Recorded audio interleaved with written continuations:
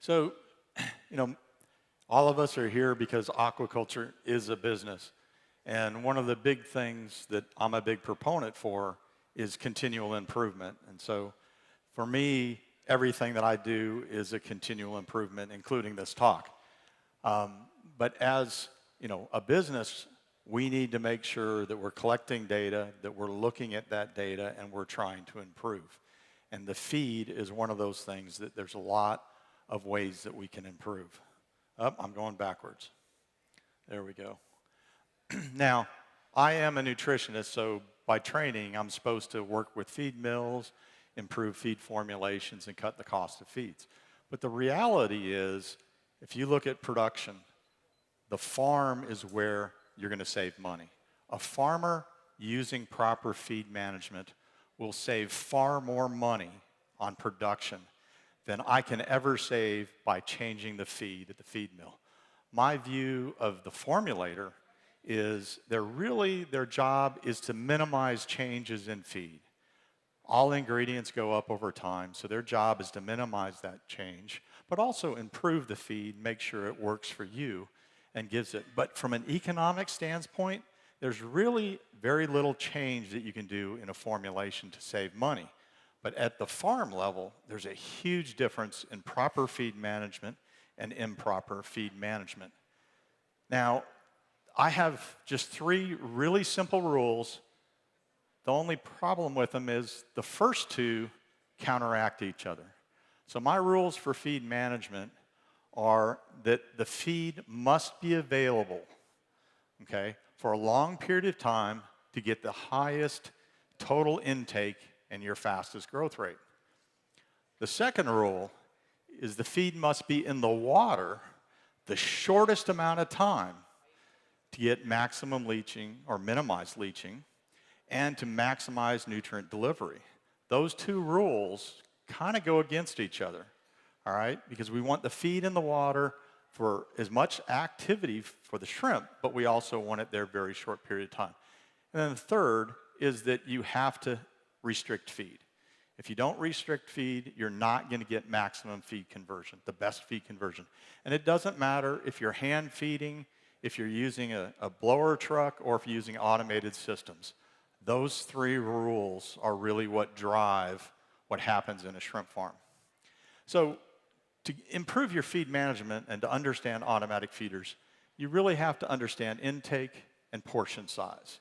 And I'm pretty sure we all agree that you don't want the one on the right for lunch and the one on the left costs somebody a lot of money because you're probably not going to eat it all. So you got to understand what goes on. So one of the first things you need to understand is that shrimp are sloppy eaters. You can see them, they grab a bunch of food and they drop it. The way I talk about this is if I give you a full plate of food and you drop some on the floor, you're not going to care. If I give you a little plate of food and you drop it on the floor, you're going to grab it and pull it back up. So these shrimp, if there's a lot of food around, they're very messy. But if there's a limited amount of food, they'll hold on to it and they'll consume it. So that's what I mean by them being messy eaters. Now, fortunately, they're also loud eaters.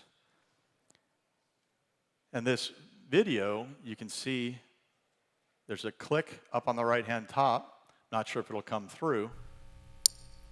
Hear that? That's their mandibles coming together. There's another click. So they're loud eaters, and we can use that to learn about the shrimp. We can also use that for feed management. So in the laboratory, we've done a lot of work with looking at what this clicking does and use it as a learning tool for us to figure out what shrimp do. So one thing we've done is we've looked at the break point of a feed. And when you break a feed, that's what helps with the energy produced by that click. Now, a lot of people will say, well, what happens when the feed is wet? Well, you can soak a feed for an hour or 2 hours, or you can feed a soft feed, and that click is still made. The click is just not as loud as it is with a hard feed versus a soft feed, but the click is still there, okay? So it can be used as an indicator of intake, and it can be improved from the feed side. Now, we've looked at different lengths of food. So simply taking a small, a medium, and a long feed, the same diameter, and gave it to the animals, and we looked at different properties that's going on. Actually, there's a whole bunch of things that were done. I'm just going to talk about a few of them. But what's interesting is that as the feed gets longer, there's more clicks per unit of feed. That makes sense. If you take a piece of candy that's small, throw it in your mouth, you eat it. If you take a big candy bar, you got to take multiple bites. So there's more clicks per unit based on the length of the feed. But they also were able to take a small feed and consume it very quickly. So on this graph, right here is the smaller feed, and this is the number of clicks. But then this right here is them getting as much food as they want to eat right there. And you can see it goes down very quickly. So they're able to eat small feeds quicker than big feeds, all right? Now, don't take that too far, because some people will want to feed a really, really small feed to a shrimp, and that doesn't make sense.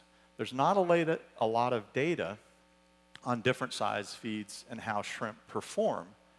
We looked at 1 gram shrimp and fed them either a 1.5 millimeter, a 2 millimeter, or a 2.5 millimeter feed, or we fed them half the time the 1.5 and the other half the 2.5. And we did get an improvement in growth. We got a decrease in feed conversions. So there is an optimum size feed for different size shrimp. Realize if you feed a really small feed, they have to capture it.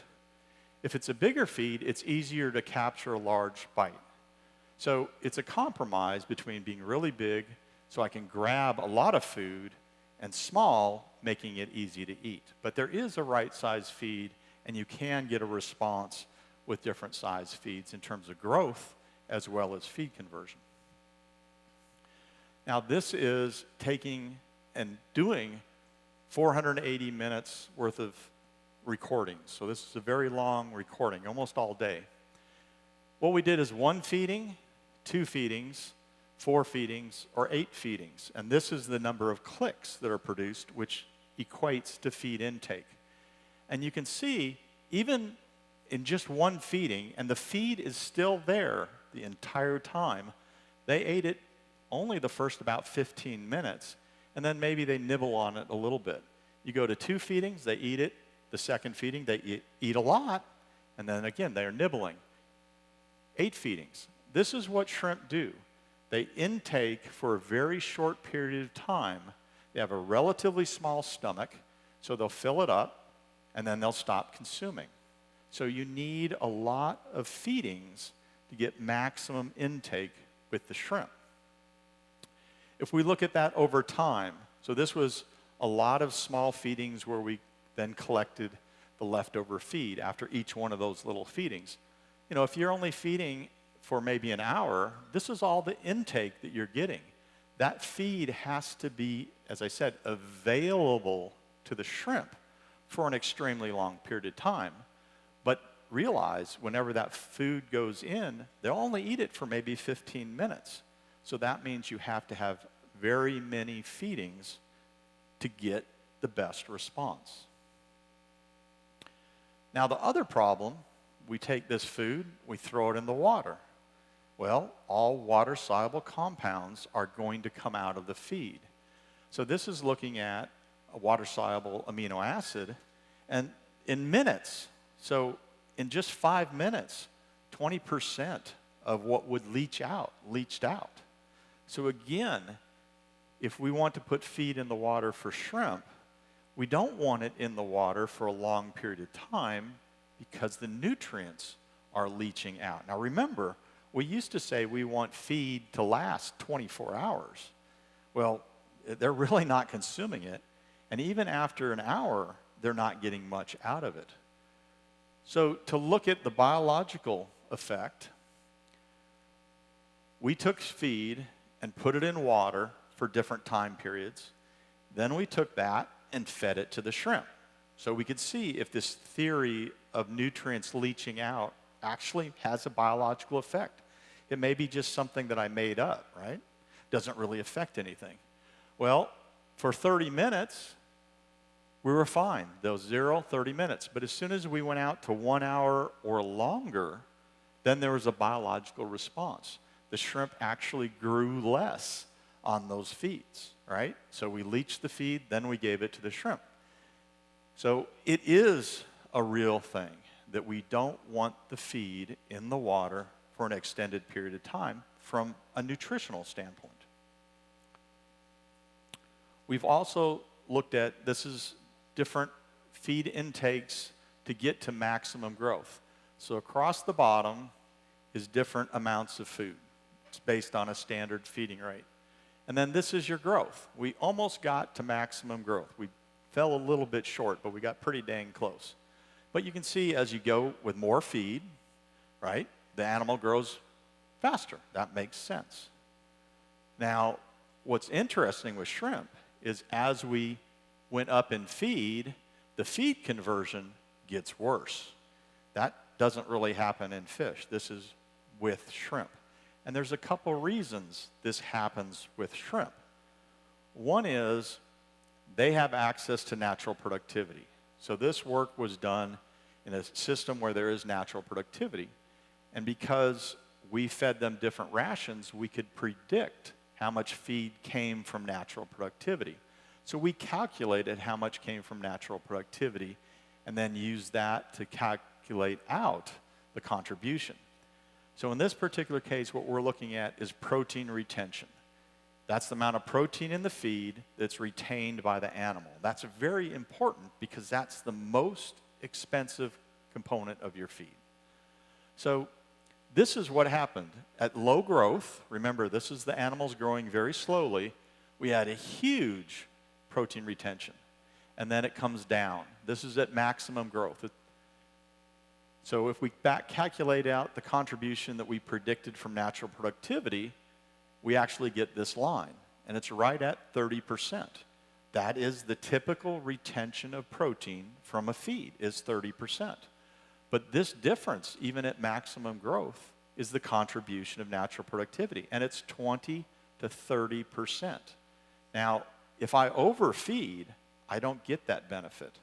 If I feed exactly right, or my preference, back up a little bit, I get that contribution of natural productivity and I get a lower feed conversion. But the reason that feed conversion goes up as the animals grow faster is there's less natural productivity, but also, remember I told you they're sloppy eaters. As there's more food available, they tend to leave it on the ground and they break it up and don't get it consumed. So both of those reasons are the reasons that that feed conversion is going to actually get worse as you get to maximum intake for the animal. So what are other things that are going to affect intake in shrimp? Temperature, all right? Everybody complains, during my cold season, they don't grow as fast as they do during the warm season, right? Well, if your temperature is low, these animals don't regulate their temperature, so their growth is going to be low and their feed consumption is going to be low. So if you look at, this is 25 degrees centigrade and this is 29 degrees centigrade. And so here's the difference in weight. It's almost 40% difference in weight between those two temperatures. Feed conversion was pretty much the same, and then protein retention, pretty much the same. So the temperature doesn't really affect the nutrient utilization of the animal. They simply don't grow as fast because of the temperature, and they do not consume as much. So here's an example of feed intake at 24, 28, and 30 degrees centigrade. And as you can see, that feed intake is going to go up. I don't know if it's because they're growing faster, therefore they eat more, or they eat more so they can grow faster. It's a yin and a yang. But this is what is going to happen at different temperatures. Now, one more thing I want to talk about is protein, dietary protein level, okay? And the way I try to explain protein intake is kind of like you paying somebody. You don't simply hand somebody a number of bills.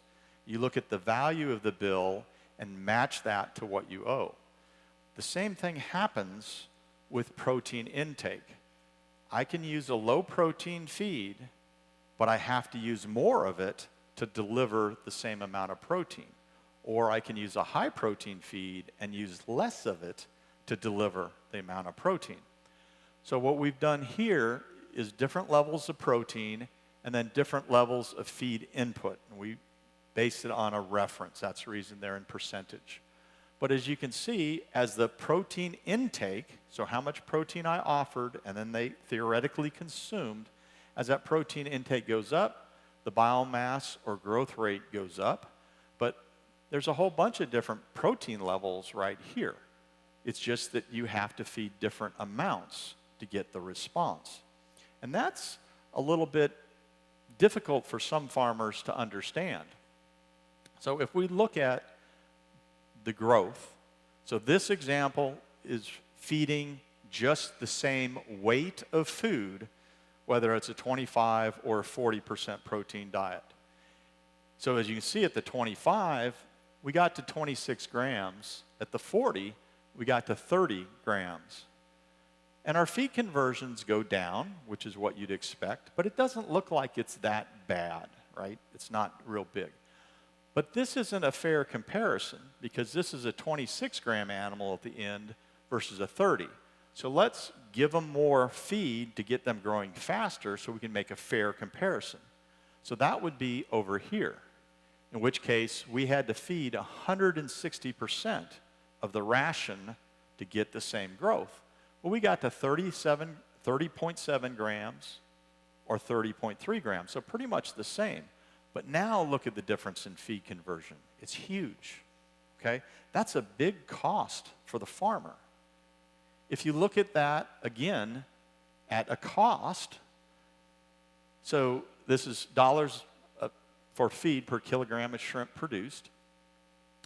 If you look at it just the same weight of feed being fed, it pretty much the same. It's not really a big deal, right? But you produce a 26-gram shrimp versus a 30-gram shrimp. Those have different market values, or you have more days to market that you have to raise the shrimp if you're targeting that larger shrimp. You put that on a growth rate basis that's the same. So again, getting about the same size animal. Now look at the cost to use that 25% protein versus a 40 or a 35, okay? So the cost for low protein diets looks, initially that it's a good thing to do, but the reality is it's not. It's costing you a lot of money. So what does all this mean in terms of you guys' lives? So let me go through some examples. Again, my 3 rules. The feed must be available for a long period of time to get the highest rate of intake, right? But the feed must also be in the water the least amount of time. And if you keep those things in mind, then it makes sense on how to manage your feed. Now, if you want to hand feed, and a lot of people still hand feed, we can optimize that, okay? We spent a lot of time doing that. We've got a number of publications out there, and that can be done. But you're very limited on the feed intake when you're hand feeding, okay? So you can optimize this. In reality, what you want to do is give as many feedings as possible and not cover as big an area, just like an automatic feeder would do. It feeds a very small area of the pond. So have your people go from 2 feedings a day to maybe 4 feedings a day. It's hard to do more than that. Feed less area, and you're going to get better consumption and better growth rates and better feed conversions. The problem with most hand feeding is you're looking at feeding trays or gut fill or some measure of response after you've fed. It's usually a day, maybe 2 days later, that you look at your feed intakes. And that's what I call post-responsive. It's kind of like you getting sick, you then dying, and then you go to the doctor to ask him what's wrong. It's way too late, right? What we want to do is be able to get a response right away so we can manage the feed right away, not after the fact, after we've already fed it, already too much, right? So if you look at feed intake, it's been optimized in a lot of systems. The salmonid people are by far the most technically advanced, and they have wonderful technologies for doing that. And most of that technology, or those models, are driven based on straight observation. Usually it's visual observation. You can see fish come to the surface, or you can see them with cameras or sonar or different technologies. But it's real-time management based on the response of the animal. So if you're dealing with fish, and these are fish that are on timer-based feeders, so they're already been fed. But you can see when you throw extra feed, they respond. When I say we want to keep our animals hungry, a little bit hungry, this is what I mean. Because if they're hungry, they always come to the food. If you got kids, you let them snack all day long, and then you call them to dinner, they may not come to dinner. Oh, I'm not hungry. But if you don't let them have snacks, keep them a little hungry, they're always going to come to the dinner table. They come to the dinner table when you're feeding, you're not going to be overfeeding or wasting feed. So again, keeping them hungry is really important. And because the shrimp make a noise, we can't see them, but we can hear them, we can use these acoustic technologies to real-time manage our animals. So again, you can hear the clicks and you can hear the see the mandibles. So Silvio is the one who did these timed recordings and got them synchronized. I've done a lot of work with him. He's out of Brazil, and a lot of the things that we're sharing are from his laboratory as well as my laboratory. So the shrimp make a sound, and it's a definable sound, okay? So there is a frequency that you can look at, and it's fairly wide, and that's one of the reasons that you can use this in an aquaculture setting. The frequency is quite wide, so you can look at different parts if there's an interference. Now, as I said, we can use feed trays, we can use visual observation of gut fill, a lot of different things to optimize hand feeding, okay? But this is always post-responsive. It's after the fact. If we move to automated feeding systems, passive acoustic systems, it's real time. It's right now, what does the animal want? How's he responding? That's why they work. Lots of small feedings. So if you look at the soundscape, you know, aeration does cause problems, and we do have to move aerators about 20, 30 meters away from acoustic systems because this can interfere. But this is the noise that they're making when they're feeding. So again, it's a very wide scape, and so we can listen beyond what's here. It can be filtered out. See if the next video will run, or sound will run. So this should be the shrimp.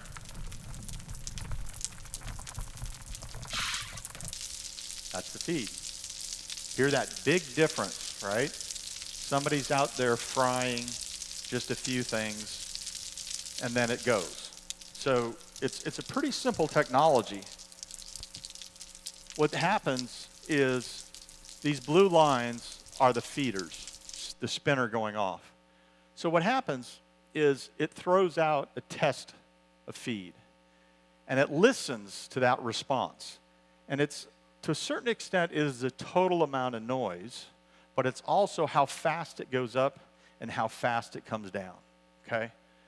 So it throws the test food, it hears a response, it says, hey, they're eating, we're going to throw the next group. So it does what they did before, and you get a response. But you can see this response is dropping down. It's not as strong. So the system says, hey, they're not feeding as aggressively, they're not making as much noise, it's not going up and down as quick, so I'm going to cut my feed. So it drops down on the level of feed, and it runs. And now, all of a sudden, we're getting a much stronger upswing and a much faster downslide. So that means, hey, they're cleaning up the feed very quickly. So what's it going to do? In real time, it's going to adjust the feed upward. And this is 1 hour. So it's feeding, 25, 30 feedings in 1 hour. that means the feed is only in the water for maybe 15 minutes. Remember, that's about the time that the animals consume feed and then stop consuming it, right? And also, that's a short period, so we don't have leaching. So to make sure you guys understand this, we're going to give a test here. See if you understand automatic feeders. We got some soybean here. Soy guys gave me. Anyways, so see if you're smart enough. So what does a feeder do? It takes and throws out a test. So it takes a little food, and I got candy. It's not shrimp feed. And it's going to throw out a little bit of food. We got a response. So where's the response coming from? There we go. You guys in the back, you don't make a noise. You don't get nothing. So there we go. So now, all right. There we go.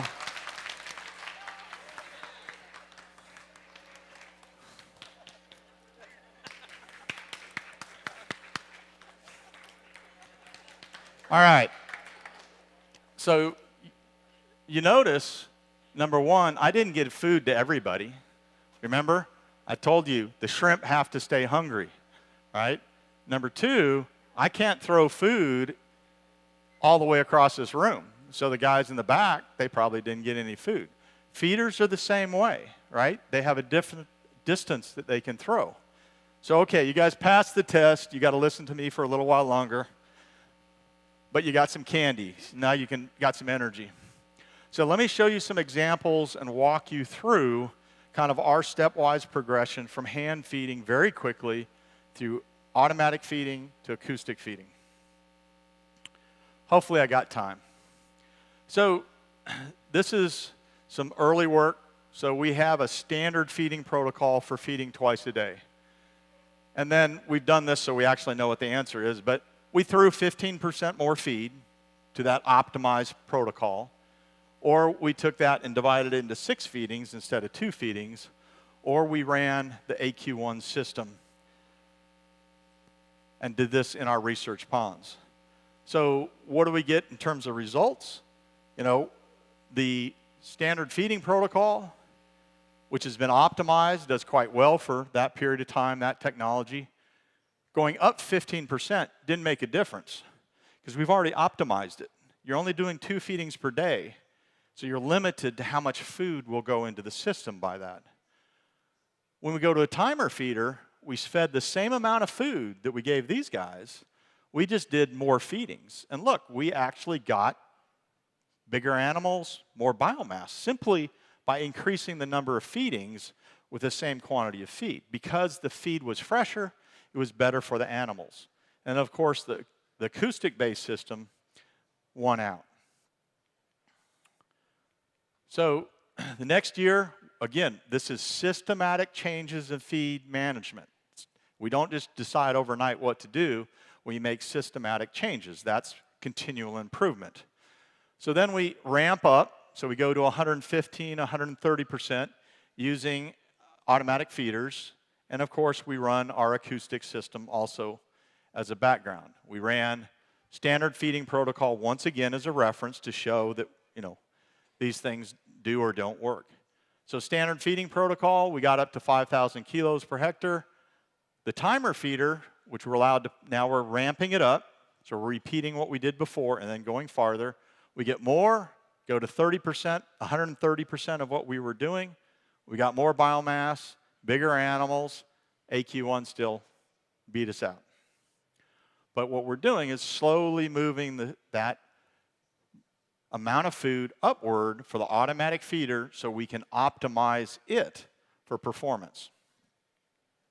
So the next year we go to 130, 145, 160%, and run the acoustics also.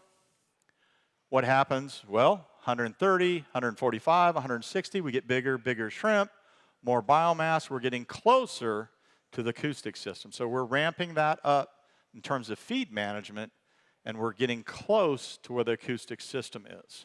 Notice we have very good feed conversions at our facility. our yields are quite good. Also, if you look at total feed inputs, you look at costs, value, of course you're going to get more biomass, bigger shrimp, you're going to have a higher value. So these automatic feeding systems, whether it's timer or acoustic based, are going to pay for themselves by improving production rates, biomass loading, growth rates, etc.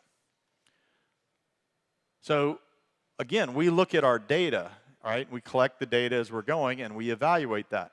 So one of the things we wanted to do is look at, well, what happens, do we need to feed the 160% feeding protocol the whole period, or can we get away with less feed earlier? So if you look at the growth rates of those animals, it's pretty much the same. We start feeding the acoustic feeding, but here we start seeing a fall off of that 130, 145% feed inputs. So we know that all the way back here, we can keep our feed management. Then as we move forward, that 160 also falls off right here. So we can basically take and look at our data, make decisions, continue to improve, and choose what we're going to use based on the data. And so we basically strung together the 3 feed managements to make a new feed management, all right? And so that's what this looks like in terms of feed input.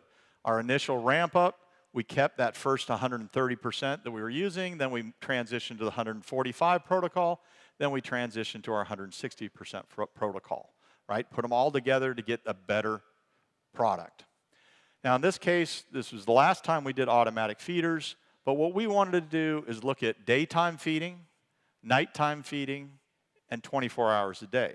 And we fed the same amount, had the exact same number of feedings. This is all done with automatic feeders. No, graduate students will not feed 24 hours a day. I tried. We had to use automatic feeders. Now, here's our results. If you look at our day, our night, and 24 hours, they're pretty much the same, right?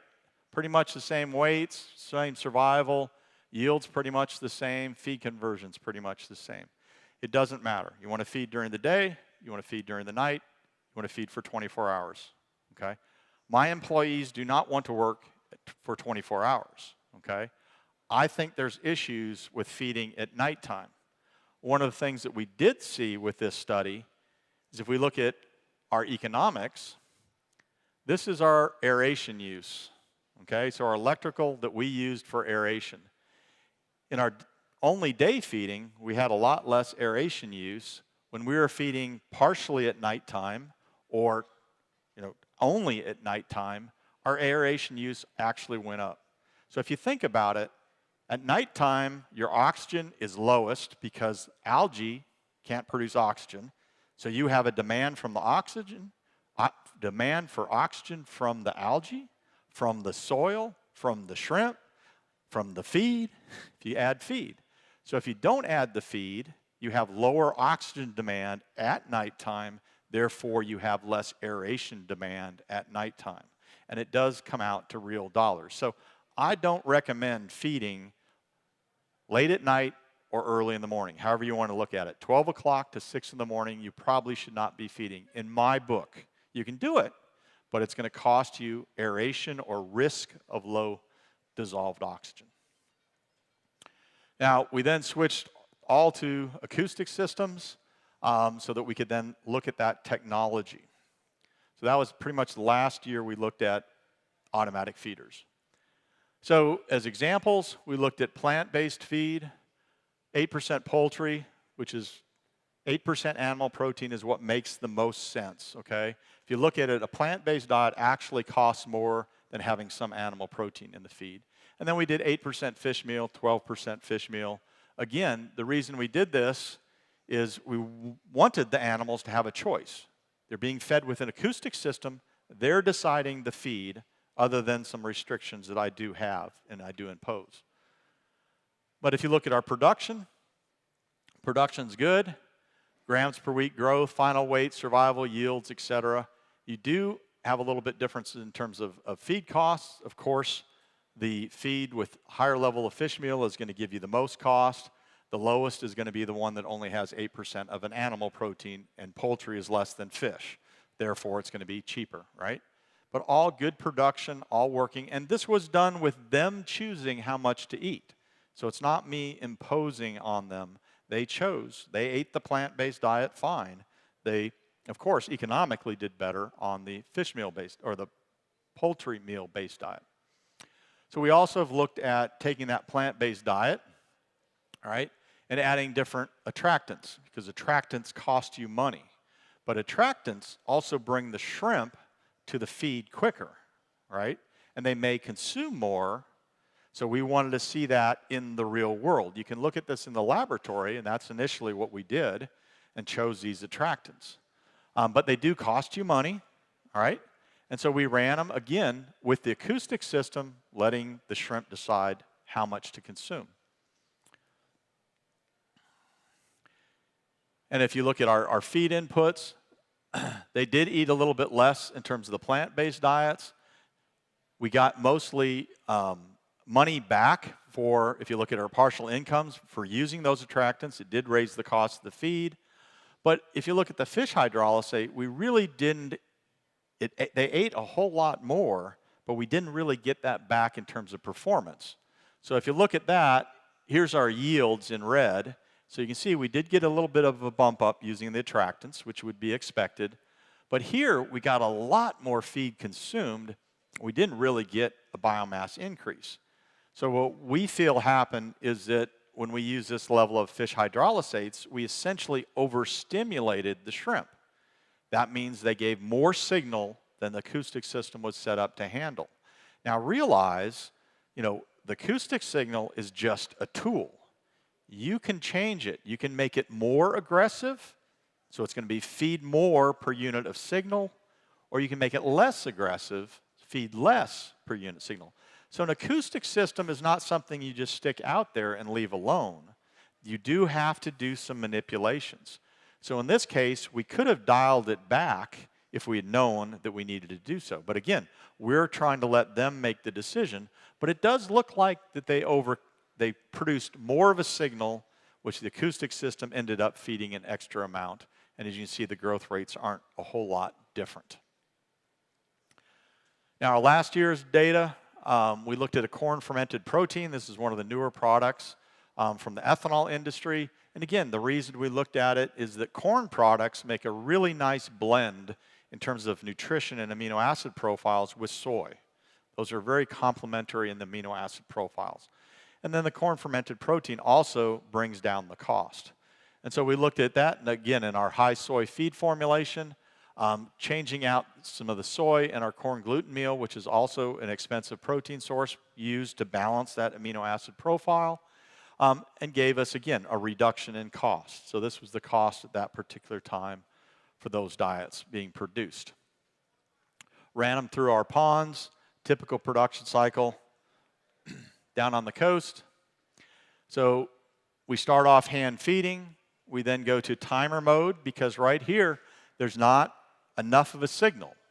Shrimp have to be about 5 grams, 3 to 5 grams typically, before you have enough of a signal to get the acoustics to work. So there's two things, a size of the shrimp and the number of shrimp, right? They have to be enough signal so you can initiate acoustic management, all right? And there are a lot of things that affect that size of the signal. Number of shrimp, number of feeders, right? Number of shrimp per feeder. So once we get a signal, we go into acoustic mode, and then I do have a limit. I don't let the acoustic system do whatever it wants to. We do change manipulation of that signal, all right? There's things that we have done over the years. But I have an upper limit of 160 kilos per hectare per day. So we have an upper limit that we don't feed above that. You can see that a lot of times we're still down below. Now this is, each one of these lines is 4 ponds averaged for the given treatments. And realize every pond does not respond the same. Every treatment does not respond the same, okay? They're all gonna be different. These are averages. But you can see there's days where it drops down, days that it goes up. Shrimp are just like you. You don't eat the same amount of food every day. You guys are at this conference. After about 2 days of eating lunch, a really large lunch, going out to dinner with your friends, eating a huge meal at By the third day, you're probably not going to be that hungry. Shrimp are the same way. Fish are the same way. That they do not consume the same amount of food every day. And if you feed them to satiation every day, they tend to go off feed. And it's hard to predict when that happens. That's the reason I like to keep the animals a little hungry.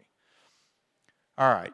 So if you look at this is just a trace of our oxygen. We do maintain our oxygen. We try and keep it up above about 2.5 or 3 milligrams during the morning. It's when it's usually lowest. We do look at size distributions. So this is the size distribution of our animals. The treatments did not change that.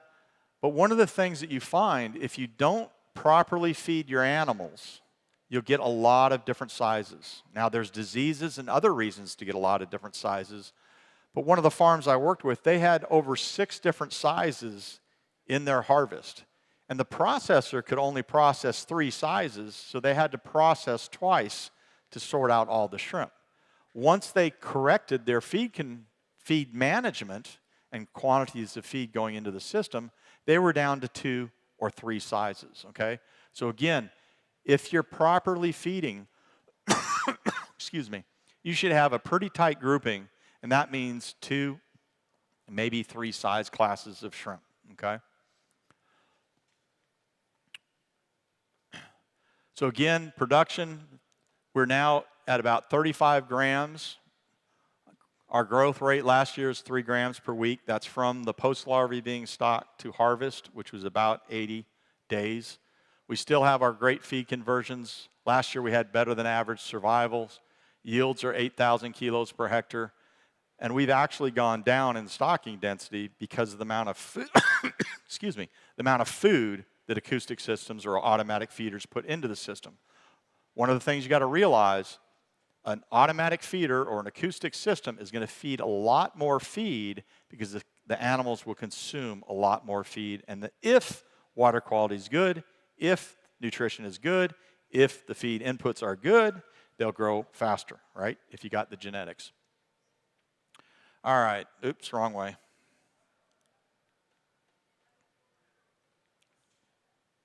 All right, a couple other minor things that just to remind you of. When you transition to the use of an automatic feeder or an acoustic feeder, it's the same as, doing a buffet. All the animals are coming into that feeding area. They're coming in and going out, or they're coming in and circling around and grabbing food, maybe staying there a little bit. But you have taken all the animals in a very large area and concentrated them around that feeder. So water quality becomes an issue around these feeders, okay? So you do need to make sure you're monitoring your dissolved oxygen there, keeping it high. Most of the time, you're going to want to have aeration to move water across that area, and that's because the rest of the pond, DO is probably fine. It may be super saturated, yet right there around that feeder where you may have 500 to 1,000 shrimp per meter, the DO will be very low. So you need to move water across those areas. You need to move the organics out of those areas. So just realize, as you move to automatic feeders, you're going to put a lot more feed into the system, and you're going to put it in a much smaller area. So again, aeration is very critical. There's no one answer on where that aeration should be. The general terms are, number one, you want the aerators 20 to 30 meters away from your hydrophone because it will interfere with message from that hydrophone. And you want to create a current coming across that feeding area because you want fresh oxygenated water coming in. And then, of course, you have to manage the rest of the ponds depending on what you're doing. So there's a lot of different ways that people have set up their aeration, but that is one thing. Automatic feeders will allow your animals to grow faster and eat more. Now, if you look at this holistically, okay, basically what I call the old days, so Fred Flintstone here, we used to do about 4,500 kilos per hectare. We'd get to about a 26-gram animal. Our feed conversions are typically below 1.2. Our days to market are 110 to 120 days, right? And this year I looked up what our electrical costs were because I was curious about that. And we had about 3.8 kilowatts per kilogram of shrimp produced because we're running a 120-day production cycle. With automatic feeders, we're now at over 8,000 kilos per hectare. We've actually gone from 35 to 25 shrimp per meter. Our weights are now over 30 grams. We're typically hitting 35 grams. Our feed conversions are still in that 1 to 1.2 range, but we're now down to less than 80 days. So we're still doing the same nursery period, the same nursing at the very beginning, but because of the automatic feeders and their ability to put more feed into the system, we're down to 80 days. And our kilowatt hours, so even though we use essentially a little more aeration per day, we've cut 30 days off production. So our electrical use is actually less than it was before on a per kilogram basis. Now, we've also taken all of our data and put it into a model where we predict the growth rates, the feed conversion, et cetera. So this is 25 years of data grouped together, depending on what the data is. But down here on the bottom, this is hand feeding. So if we look at 12 weeks, and again, we would go out to 18 weeks for hand feeding, but we'd end up with, at 12 weeks, an 18-gram animal. If we look at the AQ1 system, what we're doing right now, that 12-week period, we're at 33 on average. If we look at our work with timer-based feeders, right? So this is a less expensive technology. It allows you to put out more feed more frequently. We got up to 26 grams in that same 12 weeks. But again, with Acoustic feeder, because it is optimizing on a daily basis, we're getting up to 33 grams. So again, to me, you can optimize hand feeding, you can optimize timer-based feeders, but the best technology is an acoustic-based system that is properly managed and works under your conditions. Feeders come in all sizes and shapes. I'm not promoting anything. We have AQ1 because that's what we bought. It's not because that's not going to reinvest in other companies. That's what we invested in initially. But they all, every company that you look at, has recommendations for their feeder. The feeder is different size. The motors are different. They throw different areas, okay? So they'll have recommendations, for example, number of shrimp per feeder, or the kilograms per feeder, or a general rule for the number of feeders per hectare under certain densities. All of these are guidelines. They're not answers. The answer for small shrimp and big shrimp is probably a little bit different. But one of the things that it really comes back to is the size of the table, or the way I look at it is the size of the feeding table. This is a good example. This is two different feeders, but you can see this feeder, which has a smaller motor, has a radius of 12 meters, right? This, which has a bigger motor, has a radius of 15 meters. And you can see this is almost twice the area in terms of the table size, right? So if you think about it, if you have a small table and you're doing a buffet, there's a limited number of people you can have. Make that table bigger, you can bring more people to that buffet, right? Or you need to put more tables out so that you divide the people up more. The same thing happens with shrimp, right? You need to look at how many feeders you have.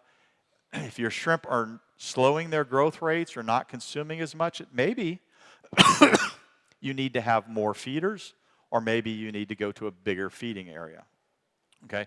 But it does come down to the fact that you need that feeding table or that feeding area. That's perfect timing. Take-home message with my 1 minute to go.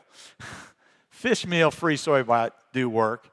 Post-responsive management can be improved, okay? So we can do that, but you're restricted by the number of feedings. Timer-based feeders, they can be optimized, but they're still post-responsive, okay? Need to make sure you match the number of feeders to your animals. And then active feed management, so passive acoustic, that's going to be your real-time feed management. That's going to give you the best response, but we do need to make sure that you adjust the number of feeders for your animals. On a commercial basis, typically you're going to get a 25% improvement in performance. That means reductions in feed conversions, reductions in days to market, growth rates enhancement. And with that, I'm pretty much out of time. Thank you for your attention. I appreciate you giving me the opportunity to talk.